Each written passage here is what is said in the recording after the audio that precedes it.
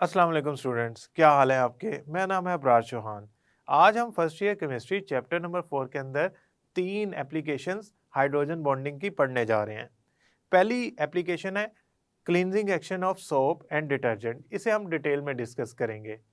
दूसरी हमारी है हाइड्रोजन बॉन्डिंग की अहमियत बायोलॉजिकल कंपाउंड्स के अंदर, the importance of hydrogen bonding in biological compounds, DNA, RNA और इसके अलावा जो हमारे पास कार्बोहाइड्रेट्स होते हैं। और तीसरी जो बात हम स्टडी करेंगे, एप्लीकेशन स्टडी करेंगे, वो है हाइड्रोजन बॉन्डिंग की importance in paint, dyes and fabric materials या टेक्सटाइल मटेरियल्स। तो चलते हैं हम लेक्चर की तरफ और डिस्कस करते हैं इन सारी चीज़ों को।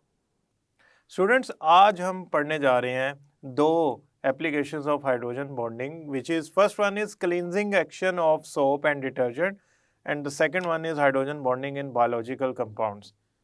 क्लींजिंग एक्शन का मतलब होता है कि कपड़ों से मैल कुचैल का साफ करना। हमें थोड़ा सा एक चीज़ का आइडिया लगाना है कि मैल कुचैल का मतलब क्या है। यूजुअली जो हमारे कपड़ों पे मैल वगैरह लगती है वो ऐसी नेचर की होती है जो नॉन पोलर है। मतलब ज़्यादातर ग्रीस वगैरह हमारे कपड़ों पे लगी होती है। हम ट्रैवलिंग करते हैं तो हम सड़कों पे एक जगह से दूसरी जगह अगर जाएं तो रास्ते में सबसे ज़्यादा जिस चीज़ का एक्सपोजर होगा वो धुआं होगा, और धुएं में मौजूद जो कंपाउंड्स मौजूद होंगे वो यूजुअली नॉन पोलर ही होते हैं। हमारे कपड़ों पे कालक सी अपीयर हो जाती है, वो सारी हमने दूर करनी होती है कपड़ों से, यानी कि क्लीन करना होता है कपड़ों को। कपड़ों को क्लीन करने के लिए हम सोप या डिटर्जेंट यूज़ करते हैं। सोप और डिटर्जेंट क्लीनिंग एक्शन परफॉर्म करता है और कपड़े धुल जाते हैं। ये क्लीनिंग एक्शन जो परफॉर्म करता है इसमें हाइड्रोजन बॉन्डिंग का रोल है।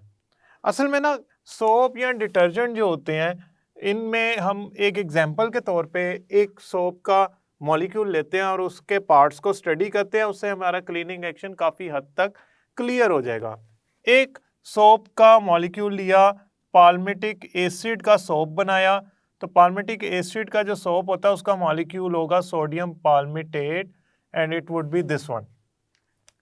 जब मैं इसे अब पहले तो मैं ज़रा इसको एनालाइज कर लूँ। This part is a polar part and this is hydrocarbon chain which should be a non-polar part. जब मैं इसको वाटर में हल करता हूँ सोप को, तो ये डिजोल्व होकर दो पार्ट्स में कन्वर्ट हो जाता है। एक इसका बन जाता है CH3 CH2 COO नेगेटिव, और एक बन जाता है sodium ion. Now this sodium ion actually available in water as ionic form. और अगर मैं इस मॉलिक्यूल को देखूं तो इस मॉलिक्यूल का जो एक कोना है, सिरा है, ये वाला हिस्सा है, ये पोलैरिटी रखता है, लिहाजा इसको मैं कहूँगा हाइड्रोफिलिक, यानी कि पानी को पसंद करने वाला। क्यों पानी को पसंद करने वाला क्यों कहूँगा? क्योंकि ये पोलर नेचर का है और पोलर नेचर की चीज़ें पानी में डिजोल्व हो जाती हैं, तो मैं इसे कहूँगा हाइड्रोफिलिक पार्ट। ये है हाइड्रोकार्बन की चेन। अब हाइड्रोकार्बन की चेन तो नॉन पोलर कंपाउंड होता है। हाइड्रोकार्बन, कार्बन और हाइड्रोजन के कंपाउंड को मैं हाइड्रोकार्बन कहता हूँ, और हाइड्रोकार्बन की एक लंबी सारी चेन लगी हुई है। ये 14 और 1 कितने कार्बन हो गए? 15 कार्बन की चेन है। तो ये जो लंबी सी चेन लगी हुई है ये एक्चुअली नॉन पोलर पार्ट है। नॉन पोलर पार्ट पानी में हल नहीं होना चाहता, उसे कहेंगे हाइड्रोफोबिक। अब ये जो हाइड्रोफोबिक पार्ट होता है ना, ये ग्रीस को अपने साथ चिपकाता है, अपने साथ हल करता है फोर्स ऑफ अट्रैक्शन के जरिए और निकाल के ले जाता है। हाइड्रोफिलिक पार्ट इस पूरे मॉलिक्यूल को वाटर में डिसॉल्व कराने की कोशिश में होता है। अब एक्शन क्या होता है ये देखें। मैं ऐसा करता हूँ, ये जो इसका हाइड्रोफोबिक पार्ट है इसकी चेन को यूं बना लेता हूँ, और जो इसका हाइड्रोफिलिक पार्ट है उसकी चेन को मैं एज अ स्क्वायर बना लेता हूँ। नाउ ये एक सोप का मॉलिक्यूल बन गया जो कपड़े की तरफ जा रहा है, और कपड़े पे मौजूद जो स्टेन लगा हुआ है, ग्रीस लगी हुई है, से ये ग्रीस है, ये इसके करीब चला जाते हैं। इस तरह के बहुत सारे मॉलिक्यूल इसके करीब चले गए, और इन मॉलिक्यूल्स का जो नॉन पोलर पार्ट है वो फोर्स ऑफ अट्रैक्शन डेवलप करना शुरू कर देता है ग्रीस के साथ, या जो हमारी मैल कुचैल लगी है उसके साथ। मैकेनिकल एजिटेशन होती है, हम कपड़ों वगैरह को हिलाते हैं जिससे ये आसानी से इसके साथ मिक्स होकर पार्टिकल्स की फॉर्म में लैदा हो जाती है, और ये मॉलिक्यूल इस ग्रीस को, फॉर एग्जांपल ये हमारे ग्रीस था, तो हाइड्रोफोबिक पार्ट जो वाटर में नहीं रहना चाहता, वो वाला हिस्सा ग्रीस को छोटे छोटे पार्टिकल्स की फॉर्म में उतार के अपने साथ मिक्स कर लेते हैं और इससे हमारा जो कपड़ा है वो क्लीन हो जाता है। ज़रूरी नहीं है हाइड्रोफोबिक पार्ट हाइड्रोकार्बन की चेन यानी कि अल्काइल ग्रुप हो, कुछ डिटर्जेंट्स में ये बेंजाइल ग्रुप भी होता है, बेंजाइल सल्फेट्स वगैरह इस तरह के कंपाउंड्स होते हैं। हुआ क्या है, जो इसका हाइड्रोफोबिक पार्ट है उसने ग्रीस के साथ फोर्स ऑफ अट्रैक्शन डेवलप किया। ये इंटरमॉलिक्यूलर फोर्सेस होती हैं। ये इंटरमॉलिक्यूलर फोर्सेस सोप की क्लीनिंग एक्शन परफॉर्म करवाती हैं और इनमें हाइड्रोजन बॉन्डिंग भी होती है। लिहाजा हुआ क्या, हमारे सोप का जो क्लीनिंग एक्शन हुआ वो इस वजह से परफॉर्म हुआ क्योंकि उसका पोलर पार्ट वाटर में डिसॉल्व होता है और नॉन पोलर पार्ट जो होता है वो ग्रीस को निकाल के अपने साथ ले जाता है। अब यहाँ पे क्वेश्चन ये अपीयर होता है कि एग्जैक्टली हाइड्रोजन बॉन्डिंग कौन सा पार्ट डेवलप करेगा, पोलर पार्ट किसके साथ, वाटर के साथ। देखिए आप नॉन पोलर को तो वैसे पानी में हल करना चाहें तो कभी भी नहीं हल होगा, तो उसने ग्रीस तक कपड़े की जो जहाँ पे स्टेन लगा हुआ है वहां तक कैसे पहुंचेगा। फॉर एग्जाम्पल आपके पास ये ब्लैक कलर का नॉन पोलर पार्ट है और ये मेरे हाथ पे एक स्टेन लगा हुआ है, आप समझिए क्लॉथ की सरफेस और ये स्टेन लगा हुआ है। आप इसको ऐसा इसमें ऐड करने की कोशिश करें तो ये वाटर के अंदर डिसॉल्व ही नहीं होगा, तो इसे यहाँ तक कैसे पहुँचना है। हाँ, मैं इसके साथ लगा देता हूँ एक पोलर पार्ट। अब ये वाटर में इसका पोलर पार्ट इसको खींच के ला रहा है क्योंकि पोलर पार्ट हाइड्रोजन बॉन्डिंग की वजह से डिसॉल्व हुआ है। जैसे ही वो ग्रीस के पास पहुंचा उसने ग्रीस को अपने साथ फोर्स ऑफ अट्रैक्शन डेवलप की, उतारा और ले गया। ड्यूरिंग मैकेनिकल एजिटेशन भी की गई ताकि क्लीनिंग एक्शन जो है प्रॉपर हो, पार्टिकल्स में कन्वर्ट हो जाए जो हमारी इम्प्योरिटीज़ हैं या मैल कुचैल है। अब इस बात को आपने याद रखना है कि जो क्लीनिंग एक्शन है इसमें हाइड्रोजन बॉन्डिंग यूज़ हुई है, जो पोलर पार्ट है वो वाटर में डिसॉल्व हाइड्रोजन बॉन्डिंग की वजह से होता है। बुक में ये इतना डिटेल में नहीं है, लेकिन इसका हरगिज़ मतलब नहीं है आपको क्लीनिंग एक्शन ही ना पता हो। ये बेसिक क्लीनिंग एक्शन तो मैंने आपको समझा दिया। आप जब जवाब लिख के आएंगे आप लिखेंगे कि हाइड्रोजन बॉन्डिंग की वजह से सोप और डिटर्जेंट्स का जो पोलर पार्ट है वो वाटर में सोलेबल होता है और non polar part for example alkyl या बेंजाइल ग्रुप जो भी है नॉन पोलर पार्ट वो ग्रीस या स्टेन्स को अपने साथ चिपकाता है, अपने साथ अटैच करता है फोर्स ऑफ अट्रैक्शन की वजह से और ले जाता है, जिससे हमारा जो कपड़ा होता है वो क्लीन हो जाता है। अगर हाइड्रोजन बॉन्डिंग ना होती तो आप जानते हैं कि नॉन पोलर तो किसी सूरत में उसका एंड अगर पोलर ना होता और हाइड्रोजन बॉन्डिंग ना डेवलप करता कपड़े तक ना पहुंच पाता। अब हमारा जो दूसरा टॉपिक है that is hydrogen bonding in biological compounds. ये शॉर्ट क्वेश्चन था, इसमें ज़्यादातर जो क्वेश्चन आता है वो ज़्यादातर जो हमारे पास आते हैं वो एमसीक्यूज आते हैं।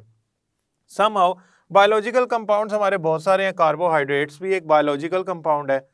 कार्बोहाइड्रेट्स जो होते हैं उनमें जो सबसे फेमस सबसे ज़्यादा इस्तेमाल होने वाले कंपाउंड्स हैं वो हैं सेलुलोज से बनी हुई चीज़ें, पेपर हो गया, फाइबर हो गया, धागा हो गया, ठीक है। ये सारी चीज़ें जो होंगी, कॉटन होगी, कॉटन, इनमें हाइड्रोजन बॉन्डिंग पाई जाती है और हाइड्रोजन बॉन्डिंग की वजह से ये इनके जो अंदर छोटे छोटे धागे होते हैं वो जुड़े हुए होते हैं, या आप यूँ समझ लें सेलुलोज के जो जिससे पेपर बनेगा वो पेपर जो होगा उसमें हाइड्रोजन बॉन्डिंग पाई जाएगी। ग्लूकोज वगैरह या सुक्रोज ये भी तो कार्बोहाइड्रेट्स हैं, ये वाटर में सोलेबल होते हैं क्योंकि इनमें मौजूद OH ग्रुप जो होता है ना वो हाइड्रोजन बॉन्डिंग बनाने के कैपेबल होता है। अगर मैं प्रोटीन्स की बात करूं, ये भी तो एक बायोलॉजिकल कंपाउंड है। प्रोटीन्स असल में बने होते हैं अमाइनो एसिड से और अमाइनो एसिड्स मिलकर स्ट्रक्चर बनाते हैं। बहुत सारे अमाइनो एसिड मिलकर एक स्पाइरल बना सकते हैं और स्पाइरल लेफ्ट हैंड साइड पे भी बन सकता है, राइट हैंड साइड पे भी बन सकता है। फॉर एग्जांपल ये एक्सिस है और अगर इस एक्सिस के मैं लेफ्ट हैंड साइड पे स्पाइरल बनाना चाहूं तो वो यूं बनेगा और राइट हैंड साइड पे अमाइनो एसिड मिलकर जो स्पाइरल बनाना चाहें वो यूं बनेगा। अब ये मैंने एक राइट हैंड का स्पाइरल बनाया हुआ है जिसमें बहुत सारे अमाइनो एसिड आपस में जुड़ के ये स्पाइरल की चेन बना रहे हैं। लेकिन ये स्पाइरल बना क्यों है?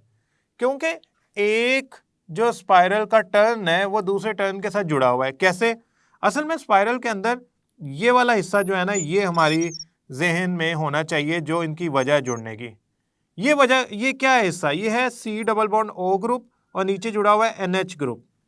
ये जो C double bond O group है ना, ये हाइड्रोजन बॉन्डिंग डेवलप करता है NH ग्रुप के साथ, हाइड्रोजन बॉन्डिंग, जिसकी वजह से होता क्या है कि ये स्पाइरल का एक टर्न दूसरी टर्न के साथ यूं लिंकअप हो जाता है, ये क्लिप हो गए, या ये डेफिनेटली यूं क्लिप होगा, ये यूं क्लिप होगा, ये और ये। इसी तरह अगर यहाँ पे होगा तो ये क्लिप अप होगा, ये।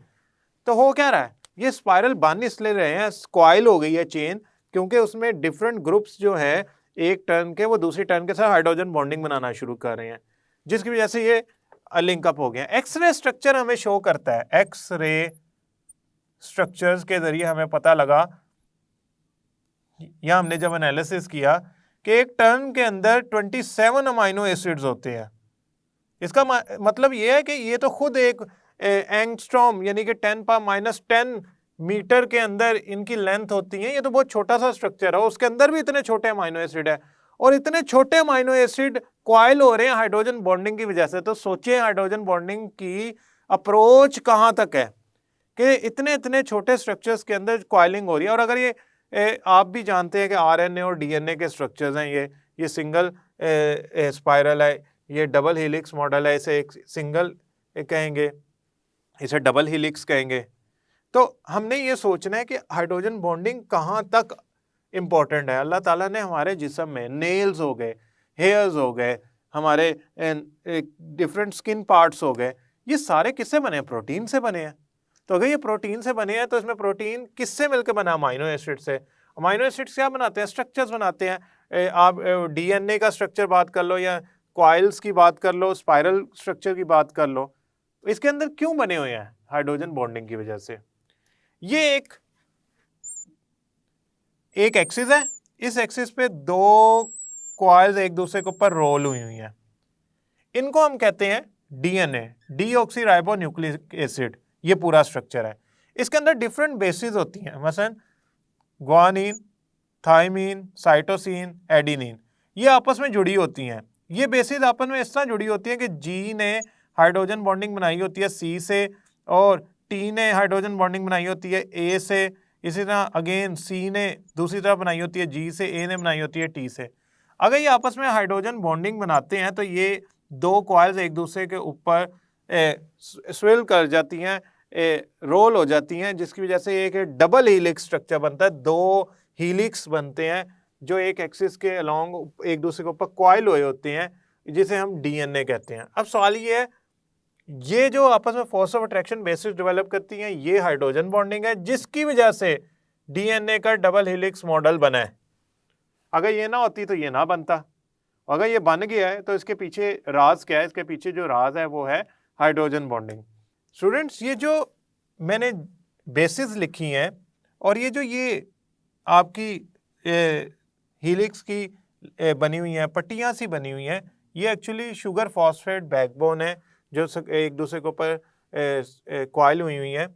ये हाइड्रोजन बॉन्डिंग है। आपको पता है कि जो इसका भी एनालिसिस हमें पता लगा स्ट्रक्चर का, तो उसमें इसका जो डायामीटर है, ये जो एक दूसरे के ऊपर कॉइल हुई है, ये जो डायामीटर है ये आता है 18 से 20 एमस्ट्रॉन्ग। एमस्ट्रॉन्ग का मतलब है 10⁻⁻10 मीटर। अब इतने छोटे पैमाने पे ये हाइड्रोजन बॉन्डिंग डेवलप होगी तो वो स्ट्रॉन्ग डेवलप होगी, और जब उनमें हाइड्रोजन बॉन्डिंग डेवलप होती है तो वो एक दूसरे के ऊपर कॉइल कर जाते हैं। आप सोचिए हाइड्रोजन बॉन्डिंग में तोड़ दूं तो कॉइल पूरा खुल जाएगा। ये दो हेलिक्स मॉडल एक दूसरे से, एक शुगर फॉस्फेट जो बैकबोन है, यानी कि एक ये पट्टी है और एक ये है, ये एक दूसरे से लैदा हो जाएंगी। जब एक दूसरे से लैदा हो जाएंगी तो इनका जो लिंकेज है जो बेसिस के दरमियान था हाइड्रोजन बॉन्डिंग की वजह से, वो खत्म हो गया, तो ये भी डिस्ट्रॉय हो जाएगा स्ट्रक्चर। तो ये हाइड्रोजन बॉन्डिंग की वजह से दो स्ट्रक्चर एग्जिस्ट करते हैं। अब सवाल ये है कि इसमें एमसीक्यू कौन से इंपॉर्टेंट है? देखें, दो बातें इंपॉर्टेंट है। ये जो आपका सिंगल हेलिक्स स्ट्रक्चर है, मैं यहाँ लिख देता हूँ, सिंगल हेलिक्स स्ट्रक्चर, इसके अंदर कौन सी ग्रुप्स आपस में हाइड्रोजन बॉन्ड बनाते हैं, और उनके एक टर्न में, ये जो एक हेलिक्स का टर्न है, इसमें कितने अमाइनो एसिड होते हैं? ये जो आपका डबल हेलिक्स स्ट्रक्चर है डीएनए, इसकी डायामीटर कितना होता है? 10 से 20 एमस्ट्रॉन्ग। और एमस्ट्रॉन्ग का मतलब क्या होता है? ये। और इसमें कौन सी बेसिस आपस में हाइड्रोजन बॉन्डिंग की वजह से जुड़ी होती है? वो चार ये हैं, यानी कि जी को सी से जोड़ना है, टी को ए से। अगर आप GTCA लिखेंगे तो आप खुद सोचें ये अरेंजमेंट है, तो यहां पे आनी चाहिए C के बाद क्या आना चाहिए A, अब CA आ गया, फिर दोबारा क्या शुरू हो जाएगा GTCA, और यहाँ पे क्या आ जाएगा GTCA, फिर यहाँ पे क्या आ जाएगा ये GTCA GT। तो ये इस तरह आपस में जुड़ी होंगी, तीन होते हैं, तीन डॉटेड लाइन, दो लाइंस, तीन लाइंस, दो लाइंस। स्टूडेंट्स अब हम पढ़ने जा रहे हैं hydrogen bonding in paints, dyes and textile material. देखिए सबसे पहले ना दो चीज़ें डिस्टिंग्विश करनी पड़ेंगी हमें, ये ज़रा एक इम्पोर्टेंट टास्क है, इसको हम पहले करते हैं, देन हम बाकी चीज़ों को करेंगे। पेंट्स और डाइज में ग्लू होना, चिपकना, एडहेसिव नेचर होना बहुत ज़रूरी है। आप सोचे वो पेंट ही क्या जो मैं दीवार पे लगाऊं और वो उतर जाए, पेंट की तो खसूसियत ये होनी चाहिए वो दीवार पे चिपका रहे, उसकी एडहेसिवनेस होना बहुत ज़रूरी है। पेंट की एडहेसिवनेस जो होती है या डाइज की, वो हाइड्रोजन बॉन्डिंग की वजह से होती है। तो hydrogen bonding is responsible for the adhesiveness of paints और डाइज कलर्स।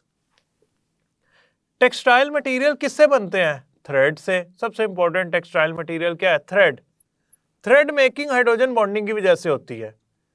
आप खुद सोचे अगर धागा अपनी उसमें जो मुख्तलिफ छोटे छोटे फाइबर हैं वो हाइड्रोजन बॉन्डिंग की वजह से नहीं जुड़ पाएंगे, वो धागा एक प्रॉपर शेप में नहीं आ पाएगा, वो टूट जाएगा, उसकी जो स्ट्रेंथ है वो नहीं होगी। लिहाजा थ्रेड मेकिंग के अंदर हाइड्रोजन बॉन्डिंग बहुत ज़रूरी है, बहुत इंपॉर्टेंट है, और ये उसको थ्रेड को बनाने को मेंटेन करने में, उसकी स्ट्रेंथ में हेल्प करती है। समहाउ ये इन दो प्रॉपर्टीज की वजह से हाइड्रोजन बॉन्डिंग इनमें भी बहुत ज़रूरी है।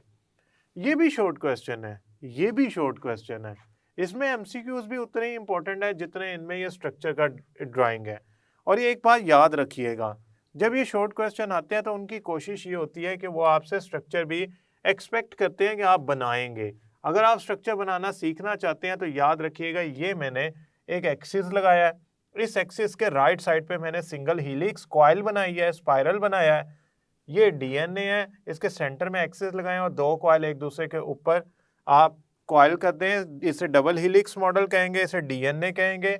और डबल हीलिक्स मॉडल में जो अरेंजमेंट ऑफ बेसिस है वो भी मैंने आपको समझाने की कोशिश की है। इसमें 27 अमाइनो एसिड होते हैं, इंपॉर्टेंट एमसीक्यू, और इसमें जो डायामीटर है, इसमें तो एक टर्न में होते हैं ना 27 अमाइनो एसिड, इसका जो डायामीटर है वो 10 से 20 एंगस्ट्रॉम होता है। इसमें ये वाला पोर्शन सिर्फ आपके नॉलेज के लिए है, you not need to mention it in exams. हमारी बुक में ये चीज़ को एक्सप्लेन नहीं किया गया, लेकिन आप ये बता सकते हैं कि सोप का क्लींजिंग एक्शन जो होता है उसमें दो पार्ट्स रोल प्ले करते हैं। The first one is hydrophobic part which is non polar, which can be benzyl, which can be alkyl. ये ग्रीस को उतारता है, और पोलर पार्ट पानी में हल होता है। उसकी वजह क्या है? वो हाइड्रोजन बॉन्डिंग डेवलप कर सकता है। Students, cleansing action of soap के अंदर जो मैंने एग्जांपल दी है साल्ट ऑफ पाल्मेटिक एसिड की, आपने एक बात याद रखनी है, वो सोप जिसके अंदर पोलर और नॉन पोलर पार्ट्स हैं जो मैंने आपको मेंशन किए हैं, जिसको आप हाइड्रोफोबिक और हाइड्रोफिलिक पार्ट्स भी कहते हैं। हाइड्रोफिलिक पार्ट का मतलब है वाटर लविंग पार्ट्स, यानी कि जो वाटर में डिसॉल्व होना चाहता है, और हाइड्रोफोबिक पार्ट का मतलब है वो पार्ट जो वाटर में डिसॉल्व होना पसंद नहीं करता, यानी कि नॉन पोलर पार्ट। ये दोनों मिलके वाटर में जो भी आपके पास कपड़ा है उसकी क्लींजिंग एक्शन करते हैं, उसकी क्लीनिंग एक्शन करते हैं। स्टूडेंट्स एक बात याद रखिएगा, जो पोलर पार्ट है वो वाटर में हाइड्रोजन बॉन्डिंग की वजह से डिसॉल्व होता है, और नॉन पोलर पार्ट ग्रीस या मैल कुचैल को बाहर निकालते हैं। जो बायोलॉजिकल कंपाउंड्स में इंपॉर्टेंट एमसीक्यू मेंशन करवाए हैं वो आपने करने हैं। हाँ, शॉर्ट क्वेश्चन के तौर पे कम चांसेस होते हैं कि ये पूरे का पूरा बायोलॉजिकल कंपाउंड की इंपॉर्टेंस आ जाए, लेकिन इनके स्ट्रक्चर बहुत ज़रूरी याद रखने हैं। कौन किससे मिलता है, सिंगल हीलिक्स में, डबल हीलिक्स में, कौन सी बेस किससे मिल रही है, ये याद रखना है। दूसरी बात, पेंट और डाइज की एडहेसिव प्रॉपर्टी हाइड्रोजन बॉन्डिंग की वजह से होती है, इसको भी याद रखना है। फैब्रिक या टेक्सटाइल मटेरियल्स में जो थ्रेड मेकिंग का प्रोसेस है, उसमें जो थ्रेड की स्ट्रेंथ है, टेंसाइल स्ट्रेंथ, और उसकी जो रिजिडिटी है, उसकी जो प्रॉपर्टीज़ हैं वो हाइड्रोजन बॉन्डिंग की वजह से होती हैं। उनको भी याद रखना है कि हाइड्रोजन बॉन्डिंग इतनी इंपॉर्टेंट है कि आपकी ज़िंदगी में अक्सर एप्लीकेशंस और ऑब्जेक्ट्स हैं उनमें मौजूद होती है। मुझे उम्मीद है ये लेक्चर आपको समझ आया होगा। इन शॉर्ट क्वेश्चन और एमसीक्यू को याद कर लेंगे। नेक्स्ट लेक्चर तक के लिए अल्लाह हाफिज़।